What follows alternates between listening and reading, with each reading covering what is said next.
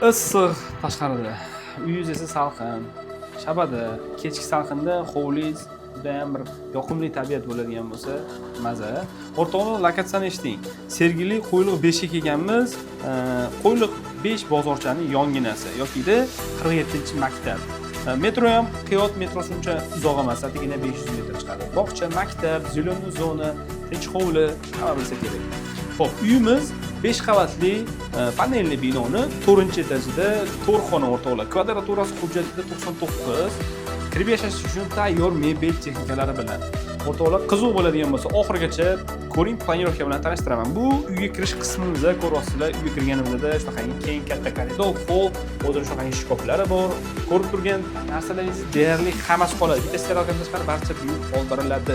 Xo'p, chap qo'lga yuradigan bo'lsak, mehmonjonlarimiz uchun katta, keng, yorug' mehmonxonamiz ko'rishingiz uchun.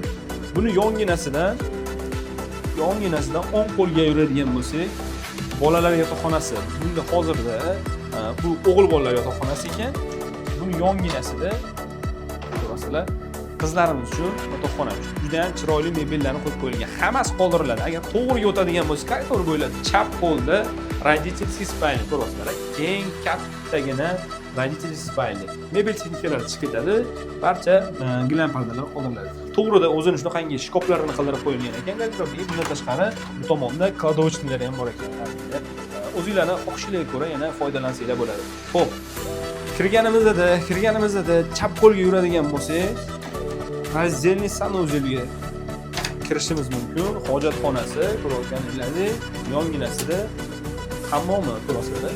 To'liq remontdan chiqqan juda ham sifatli, nima deydi, kafellardan eski buyumlarga o'xshar ekan, lekin juda ham chiroyli. Xo'p, to'g'rida kuxnyamiz ko'rasizlar.